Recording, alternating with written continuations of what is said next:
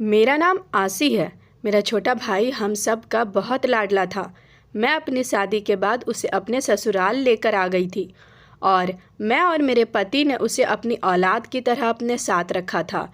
जब मेरी शादी हुई थी तो मेरा भाई 12 साल का था, लेकिन मुझे नहीं पता था कि यह जवान होने के बाद मेरे साथ कुछ ऐसा करेगा।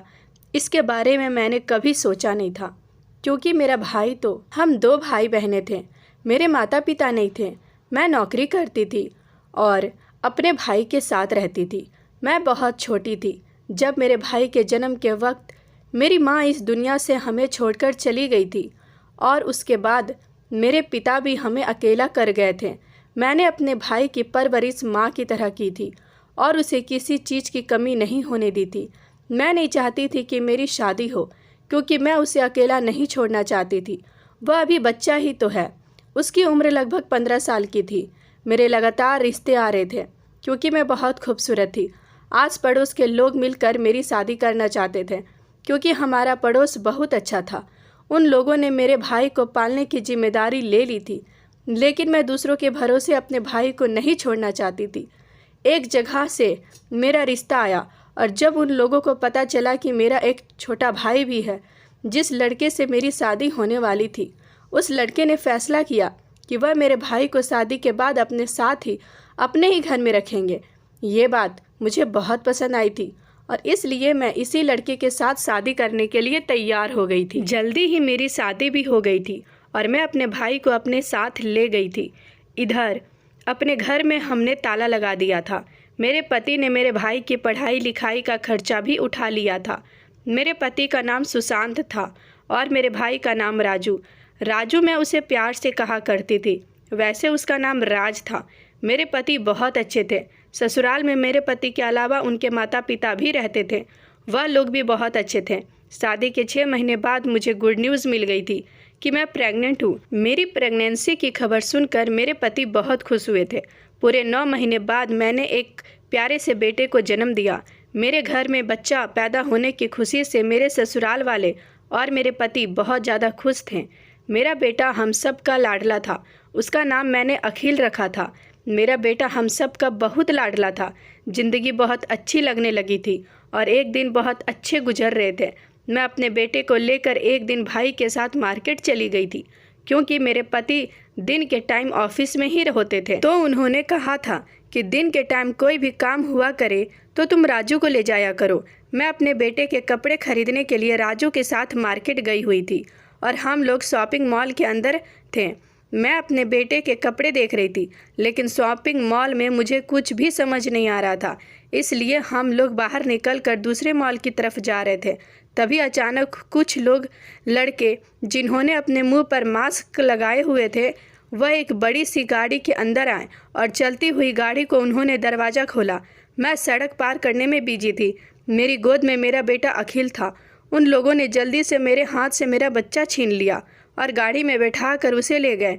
मैं अभी समझ नहीं पाई क्योंकि मेरे साथ क्या हुआ। मैं ज़ोर ज़ोर से चिल्लाने लगी, कोई मेरे बेटे को बचाओ। सड़क पर सारे लोग खड़े थे, तमाशा देख रहे थे।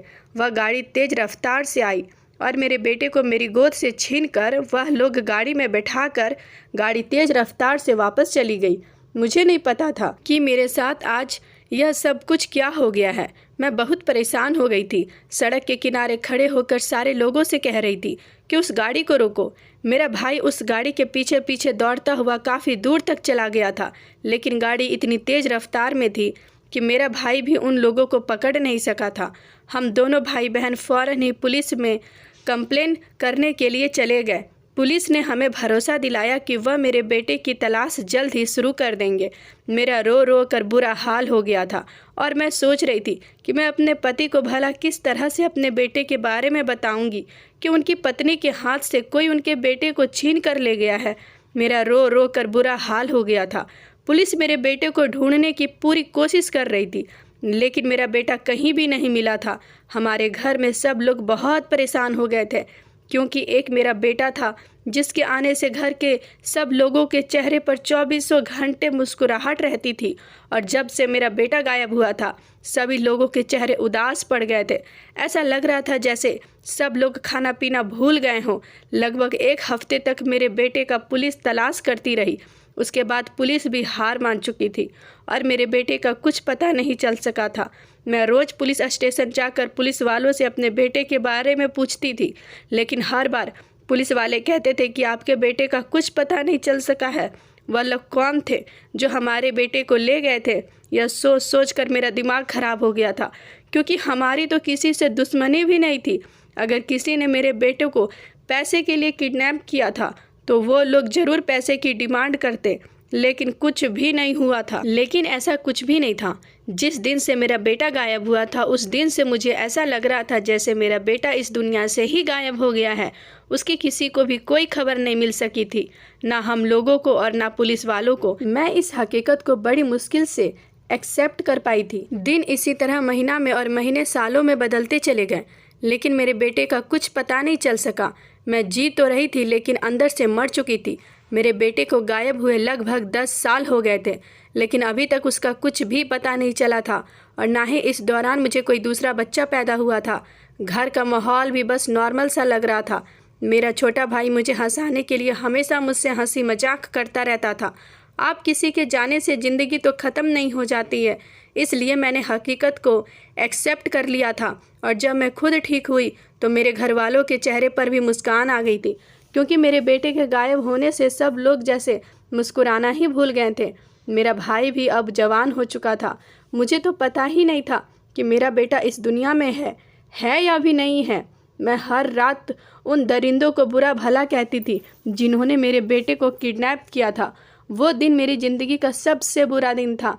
मेरा भाई जॉब करने लगा था। उसकी बहुत बुरी आदत थी। वह हर हफ्ते मुझसे शर्त लगाता था, कहता था दीदी देखना, एक दिन हमारा अखिल घर वापस ज़रूर आएगा, वह हमें मिल जाएगा और जब वह हमारे घर आएगा तो हमारे घर की हालात भी बिल्कुल ठीक हो जाएगी। इन 10 सालों में मेरे ससुर इस दुनिया को छोड़कर जा चुके थे और मेरी सास बेचारी अपने पति के गम में बहुत ज़्यादा बीमार रहने लगी थी।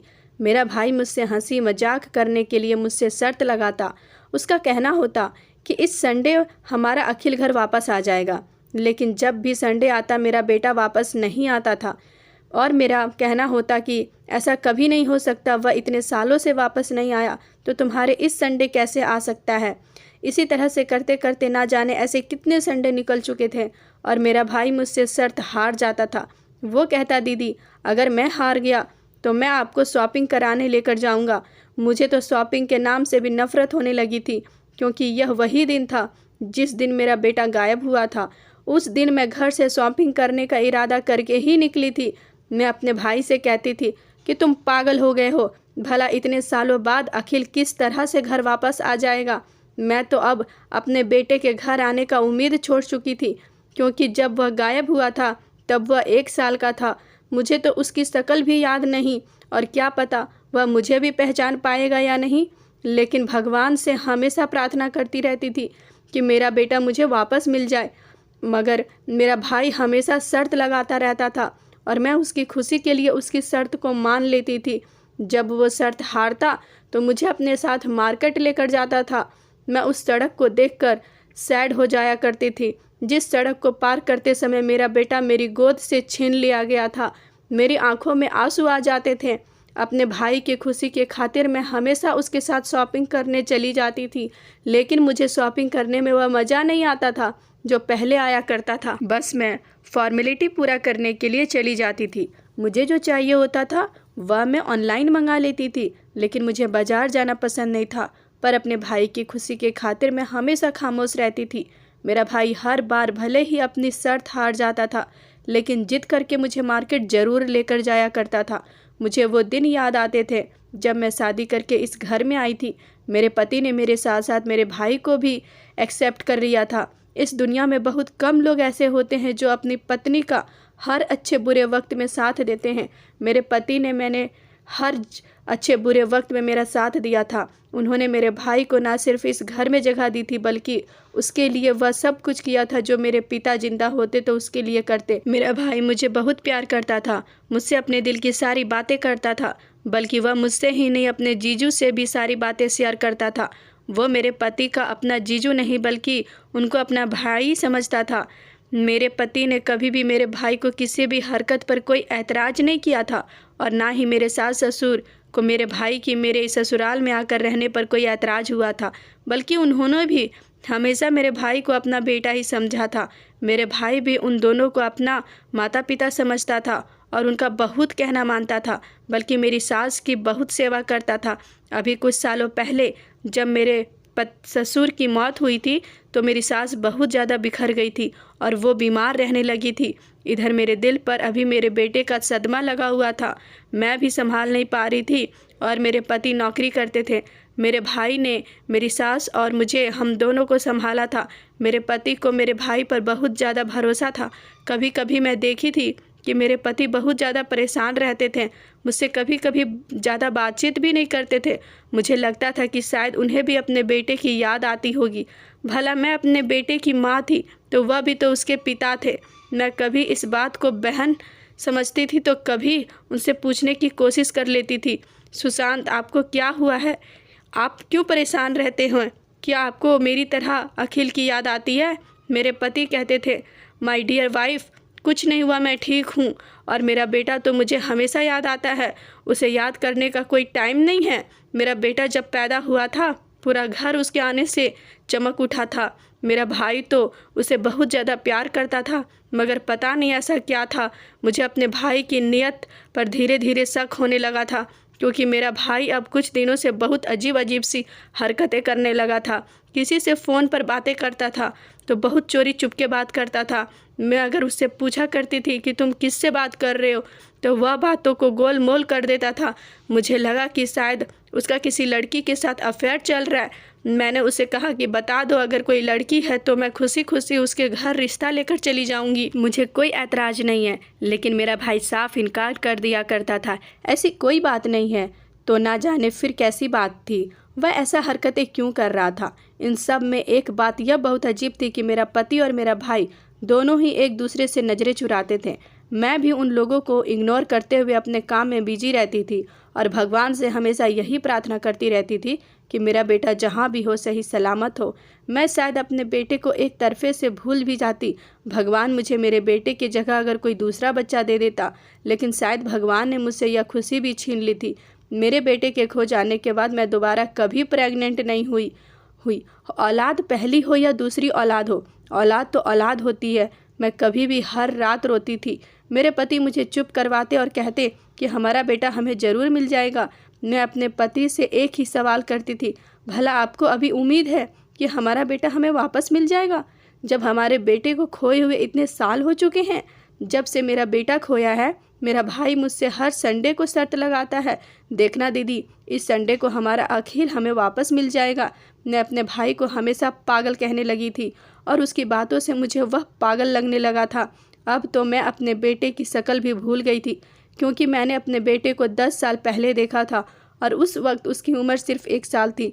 मेरी ममता रोज़ मेरे बेटे को पुकारती थी। मेरा भाई कहता था हमारा अखिल ज़रूर वापस आएगा और कोई खुशखबरी भी लेकर आएगा। उसके आने से हमारे घर की हालात भी ठीक हो जाएंगे और आप भी बिल्कुल ठीक हो जाओगी, दोबारा से खुश रहने लगोगी और बिल्कुल सेहतमंद हो जाओगी। मेरे भाई की इस बात का क्या मतलब था, यह आज तक मुझे समझ नहीं आया था। भला वो किस खुशखबरी की बात करता था। मैंने उसे पूरी तरह से पागल समझना शुरू कर दिया था। कभी कभी मुझे अपना सपना याद आता था कि नींद में मेरे सामने कोई बच्चा खड़ा है और वह कहता है कि माँ, मैं आपका बेटा हूँ, मैं आपका अखिल हूँ। जब मैं सुबह उठती हूँ तो मैं उसे बच्चे की शक्ल भूल जाती हूँ। यह बात मैंने अभी तक घर में किसी को नहीं बताई थी। शायद यही मेरी सबसे बड़ी भूल थी। रात का टाइम था, सब लोग सो रहे थे। यही लगभग रात के 2 बजे का टाइम था। मुझे बहुत ज़्यादा प्यास लगने लगी। मैंने सोचा कि उठकर किचन से ठंडे पानी की बोतल ले आती हूँ।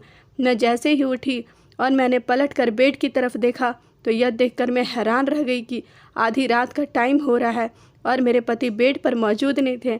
मैंने अपने पति को पूरे घर में ढूंढ लिया था, जहाँ तक कि मेरा भाई भी अपने कमरे में मौजूद नहीं था। उसके कमरे का दरवाज़ा खुला हुआ था और वो अपने बिस्तर पर मौजूद नहीं था। मैं देखने गई थी कि कहीं मेरे पति मेरे भाई के कमरे में तो नहीं चले गए। उन दोनों में से कोई भी मुझे पूरे घर में नहीं नजर आ रहा था। मैं दबे पांव छत पर भी देखने के लिए चली गई थी। छत पर भी उन्हें ना पाकर मुझे बहुत ज़्यादा हैरानी होने लगी थी। वह लोग छत पर भी नहीं थे और मुझे कहीं नहीं मिले। अभी कुछ ही मिनट गुजरे थे कि मुझे अपने घर के दरवाजे से किसी के बोलने की आवाज़ें आने लगी। मैं ये जानने के लिए आखिर हमारे दरवाजे पर कौन बोल रहा है, मैंने चलना शुरू कर दिया और हमारे घर के गेट में एक छोटी सी खिड़की लगी हुई थी। मैंने उसे खोलकर बाहर देखा तो यह देखकर मेरे होश उड़ गए। वहाँ पर एक आदमी मौजूद है जो बहुत ज़्यादा जख्मी हालत में है। उसे काफ़ी चोट लगी हुई है। वह दर्द से बुरी तरह से रो रहा है। मैंने उसे देखकर अपने मुंह पर हाथ रख लिया और फिर कुछ सोचकर उसकी बड़ी खामोशी से अपने घर के अंदर बुला लिया और मैंने उसे बैठाया और उसके जख्मों पर पट्टी करने लगी। मैं पट्टी करते हुए उसे पूछने लगी कि तुम कौन हो और तुम्हारी यह हालत किसने की है। तो उसने मुझसे कहा कि मुझे एक गिलास पानी पिला दो। उसने मेरे किसी सवाल का जवाब नहीं दिया।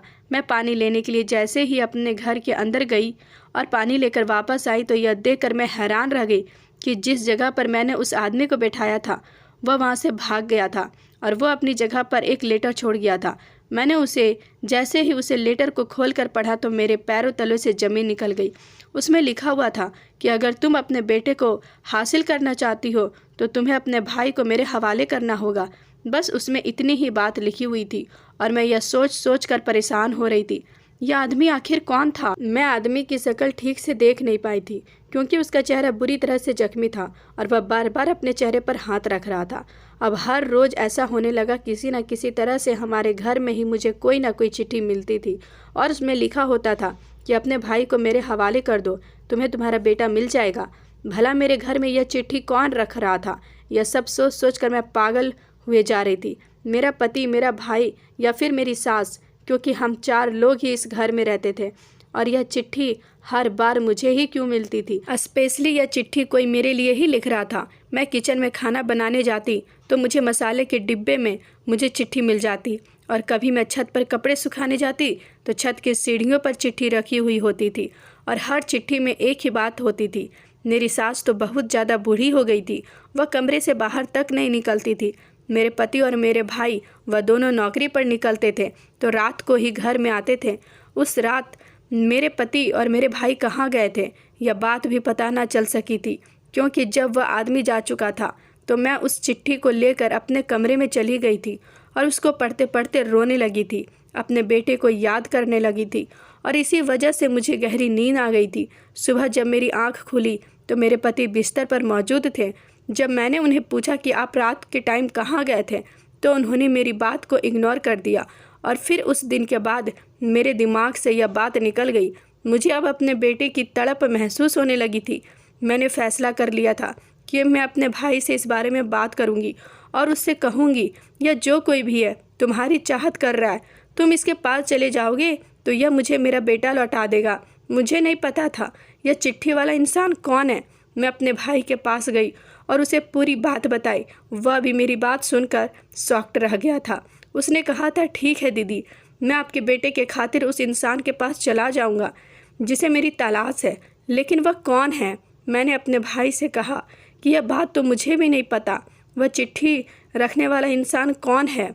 फिर कुछ दिनों बाद मुझे सफाई करते टाइम फिर एक चिट्ठी मिली और उसमें लिखा हुआ था कि तुम अपने भाई को लेकर पास वाले मंदिर पर आ जाना, वहाँ पर तुम्हारी मुलाकात तुम्हारे बेटे से हो जाएगी। मैंने अपने भाई को यह बात बता दी थी। मेरे भाई ने यह बात मेरे पति को भी बता दी। मेरे पति ने कहा, ऐसा जाना ठीक नहीं है राजू, कि जान को खतरा हो सकता है। मेरे भाई ने कहा, जीजू मुझे जान की कोई परवाह नहीं है, मेरा भांजा मिल जाना चाहिए, बस यही मेरे लिए बहुत है। हम सब लोग मिलकर मंदिर पर चले गए थे। वहाँ जाकर हमने चारों तरफ देखा, हमें कोई नज़र नहीं आ रहा था। कुछ देर इंतज़ार करने के बाद हमें वहाँ पर एक काले रंग की साड़ी में औरत नज़र आई। उसके साथ लगभग 10 साल की उम्र का बच्चा भी मौजूद था। मेरी आंखों में चमक जाग उठी थी। यह तो शायद मेरा बेटा है, लेकिन यह औरत कौन थी? मैंने तो इसे पहली बार देखा था। मैंने नोटिस किया कि मेरे पति के चेहरे का रंग अचानक उड़ गया था। मेरे पति के चेहरे का रंग क्यों उड़ गया था? यह बात तो मेरी कुछ समझ नहीं आई थी। वह औरत मेरे करीब आई और कहने लगी, यह लो तुम्हारा बेटा। मैंने उसे कहा, तुम कौन हो? वह खामोश रही। उसने मेरी बात का कोई जवाब नहीं दिया, लेकिन मैं हैरान रह गई थी यह देखकर कि मेरे पति आगे बढ़े और उस औरत के मुंह पर जोरदार थप्पड़ दे मारा। मेरे पति ने कहा, अब यहाँ कोई बात नहीं होगी, हम लोग घर चलते हैं। मेरी तो कुछ समझ नहीं आ रहा था कि आखिर यह सब क्या हो रहा है। अपने पति के कहने के मुताबिक हम सब लोग घर वापस आ गए थे। घर जाते ही मेरे पति ने दरवाजे पर ही माँ कहना शुरू कर दिया था। मेरे सास कमरे से बाहर निकल कर आई और उन्होंने जब अपने बेटे को इतने गुस्से में देखा तो उन्होंने अपनी नज़रें नीची कर ली थी। दरअसल ये औरत थी, यह कोई और नहीं बल्कि मेरे पति की बड़ी बहन थी। जी हाँ, इसके बारे में आज तक मुझे कभी कुछ नहीं पता था। यह वही औरत थी जिसे मेरे बेटे को किडनैप करवाया था। मेरी सास के 2 बच्चे थे, जबकि हमें पता था कि मेरे पति अपने माता पिता के इकलौते बेटे हैं। मेरी नंद ने काफ़ी सालों पहले भागकर अपनी मर्जी से शादी कर ली थी। इसके बाद मेरे ससुर ने अपनी बेटी से सारे संबंध खत्म कर दिए थे और अपने पति ने भी सोच लिया था कि उसकी बहन हमेशा हमेशा के लिए मर गई है। मेरी नंद ने भागकर शादी तो कर ली थी, लेकिन वह अपने ससुराल में खुश नहीं रह रही थी।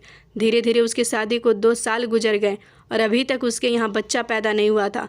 2 साल बाद मेरे पति की शादी मेरे साथ हो गई और मुझे अपने शादी के 6 महीने बाद ही गुड न्यूज़ मिल गई। मेरे नंद को मेरे घर की सारी बातें पता चलती रहती थी, क्योंकि मेरे साथ अपने बेटे से चोरी छुपके मिलती और उनसे कभी कभार फ़ोन पर भी बातें कर लेती थी। मेरी नंद हमेशा अपना दुख अपनी माँ को बताती रहती थी, क्योंकि मेरी नंद की सास उसको इस बात पर बहुत ज़्यादा तंग करती थी। इसलिए मेरी सास ने प्लान बनाया कि जब उनकी बहू बच्चा पैदा कर लेगी तो मौका देकर मेरी नंद मेरे बच्चे को किडनैप करवा ले और वह मेरा बच्चा अपने पास रख ले। इस तरह से उसकी सूनी को भर जाएगी और उसके ससुराल वालों का मुंह भी बंद हो जाएगा।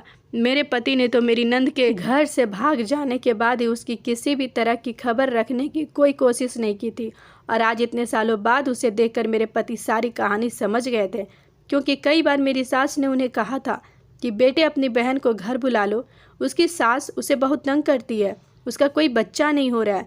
जबकि मेरी नंद जिस लड़के के साथ शादी की थी वह बहुत ज़्यादा अमीर था। जिन लोगों ने मेरे बेटे को किडनैप किया था वह मेरे नंद के भेजे हुए किडनैपर्स थे। ये बात मेरे साथ अच्छी तरह से जानती थी, क्योंकि अपनी बहू की गोद उजाड़ कर अपने बेटे की गोद भर दी थी। मेरे पति को कुछ दिनों पहले शक होने लगा था, क्योंकि जिस दिन वह आदमी जो बहुत ज़्यादा जख्मी था और अपनी जगह पर चिट्ठी रखकर छोड़ गया था, मेरे पति और भाई ने उसे घर से निकलते वक्त देख लिया था। वह कोई और नहीं, वह वही आदमी था जिसके साथ मेरी नंद की शादी हुई थी। उस रात मेरे पति के दोस्त का एक्सीडेंट हो गया था और मेरे पति और भाई दोनों उसी के सिलसिले में घर से बाहर गए हुए थे। मैं परेशान न हो जाऊं इसलिए उन्होंने मुझे यह बात नहीं बताई थी। इसके साथ साथ मेरी नंद का पति भी अब नीयत खराब करने लगा था, क्योंकि उसका बिजनेस अब धीरे धीरे लॉस में जा रहा था। उसने सोचा कि हमारे घर के हालात बेहतर हैं तो इसलिए वो मेरे बेटे को मुझे वापस कर देगा। और उसने मेरे भाई की मांग इसलिए की थी क्योंकि 2 साल पहले कभी मेरे भाई ने मेरी नंद के पति के कार पर धोखे से टक्कर मार दी थी। ना तो वह यह बात जानता था कि यह मेरा भाई है और ना ही मेरा भाई यह बात जानता था कि यह आदमी मेरी नंद का पति है, बल्कि मुझे यह बात पता नहीं थी कि मेरी नंद भी है, क्योंकि मेरे पति और सास ने मुझे यह बात छुपाई थी। जब मेरी नंद के पति को पता चला कि राजू, जिसके साथ मेरी नंद के पति का 2 साल पहले बहुत बड़ा झगड़ा हुआ था, वह मेरे घर रहता था, तभी से उसने फैसला कर लिया था कि बदले में मेरा भाई लेगा और उसे मज़ा चखाएगा। मेरा बेटा मुझे वापस कर देगा, इसके बदले मुझसे पैसे लेगा। मेरी नंद को भी यह बात पता चल गई थी। उसने अपने पति का साथ देना शुरू कर दिया और अपनी माँ से कहा कि वह घर में चिट्ठी रख दिया करे।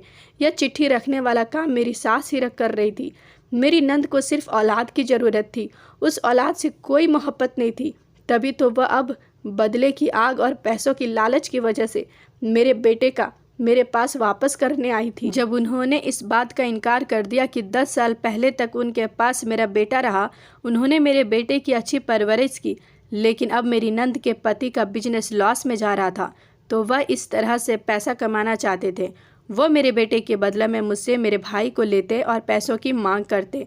मेरे भाई को हमेशा उम्मीद लगी रहती थी कि उसका भांजा ज़रूर आएगा, और आज उसका भांजा उसकी आंखों के सामने। मुझे अपनी नंद पर बहुत ज़्यादा गुस्सा आ रहा था। मेरे पति ने फ़ौरन पुलिस को फ़ोन किया और उन्हें घर बुला लिया। मेरे नंद का पति मेरे पति को धमकी दे रहा था कि उसकी पहुंच बहुत ऊपर तक है, लेकिन आपको नहीं पता था कि भगवान की लाठी बहुत मजबूत होती है। जिस तरह प्लानिंग के साथ मेरी नंद, नंदोई और सास एक दूसरे का साथ मिले हुए थे, और इन लोगों ने 10 साल तक मुझे बेवकूफ़ बनाया, इसके लिए मैं क्या भगवान भी उन्हें कभी माफ़ नहीं करेगा। मेरे पति का तो अब रिश्तों पर से भरोसा उठ गया था। पुलिस घर आई तो मेरे पति ने उन सब को अरेस्ट कर लिया। मेरा बेटा मुझे पहचानने के लिए तैयार नहीं था, क्योंकि वह मेरी नंद को अपनी माँ और अपने नंदोई को पिता समझता था। उन लोगों ने मेरे बेटे की परवरिश बिल्कुल भी अच्छी नहीं की थी, क्योंकि वह लोग लालची थे और बहुत ज़्यादा बदतमीज और फ्रॉड लोग थे। मेरा बेटा भी बहुत ज़्यादा बदतमीज था, लेकिन भगवान का शुक्र है कि धीरे धीरे मैंने उसको बहुत सुधार दिया। पुलिस ने मेरी नंद और नंदोई को किडनैपिंग के सिलसिले में अरेस्ट कर लिया और उन्हें सज़ा भी हो गई। मेरी सास को तो जेल नहीं भिजवाया गया, क्योंकि वह बहुत बूढ़ी औरत थी। मेरे पति ने कहा कि इनके लिए यही सज़ा काफ़ी है कि इनका बेटा इनसे दूर हो जाए। मैं और मेरा भाई और मेरे पति और मेरा बेटा, हम लोग घर छोड़कर दूसरे घर में शिफ्ट हो गए थे। मेरी सास अब उस घर में अकेली रहती थी और मेरे पति को बहुत माफ़ी मांगती है, पर शायद मेरी सास के किए की सज़ा यही थी कि उसकी औलाद उनसे दूर हो जाए, क्योंकि एक दिन वह था कि उन्होंने मेरा बच्चा मुझसे दूर कर दिया। 10 साल बाद अपने बच्चे को देखकर मैं बहुत ज़्यादा रोई थी और बहुत ज़्यादा खुश थी। अब हम सब लोग बहुत खुशी खुशी एक साथ रहते हैं, और इस हादसे को अब काफ़ी साल हो गए हैं। दोस्तों, उम्मीद करती हूँ आपको कहानी पसंद आई होगी। कहानी पसंद आई हो तो वीडियो को लाइक करें, चैनल पर नए हो तो चैनल को सब्सक्राइब करें और नोटिफिकेशन बेल को ज़रूर दबाएं, ताकि अगली अपडेट सबसे पहले आपको मिले। धन्यवाद दोस्तों, कल मिलते हैं नए कहानी के साथ। तब तक अपना ख्याल रखें।